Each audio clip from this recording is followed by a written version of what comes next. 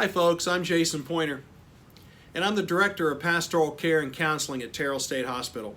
Terrell is the largest of the state psychiatric facilities at 310 beds, and we're doing a lot of exciting things out here in the field of mental health care and psychiatric medicine. You know, mental illness still has a stigma attached to it, doesn't it? And it shouldn't be that way. Mental illness is often like the elephant in the room. But as the old saying goes, how do you eat an elephant? One bite at a time. So I intend to take a big bite out of the idea of normalizing and having less stigma attached to mental illness. I think we can all agree that we need more services like Terrell, like other hospitals and places in the Metroplex. How we get to more? That's a TED Talk for another day. We can all agree that there are people who suffer or who may be suffering. And I don't want to exclusively talk about the kids, but there's an additional element of complexity when talking about a parent allowing their child to be tested. Now look, I've been married to a career educator for 25 years. And getting parents to have their children tested for things like dyslexia or dysgraphia, ADD or ADHD, it's very difficult. There are a lot of hurdles and dead ends in that process, let alone psychiatric illness. The stigma is still too great, and it ought not to be that way. Think about where autism was 10, 15 years ago. It was where mental illness is now. I don't know what they've done.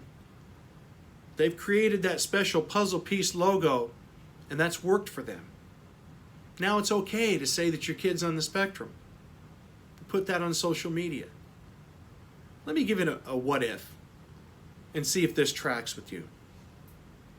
Say you have a 13-year-old son or daughter, and first day of summer break they fall out of a tree, compound fracture their leg.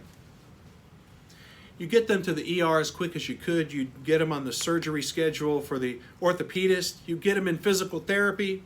You'd have pictures of the rods and screws, eventually the cast with all the signatures of their friends.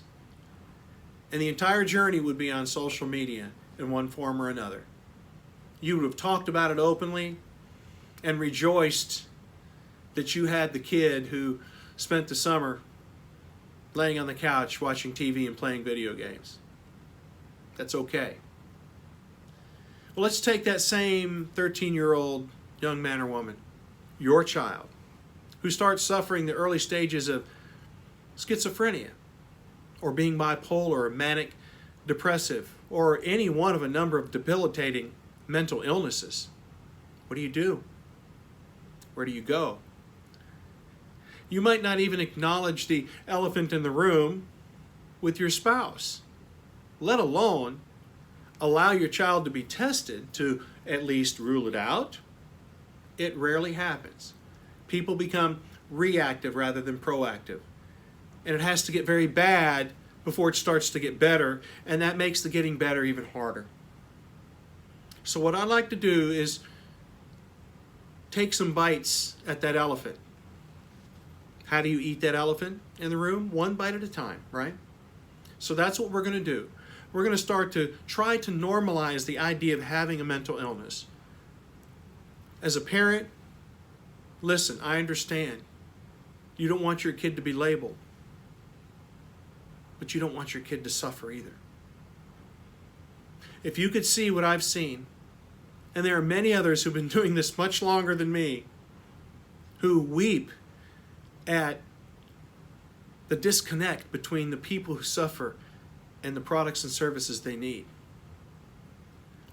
So what I aim to do with this TED Talk is to create some encouragement, to try to normalize the process, to try to humanize the process, to try to create a safe and welcoming environment for people to talk about mental illness, for people to talk about the fact that their child might be suffering.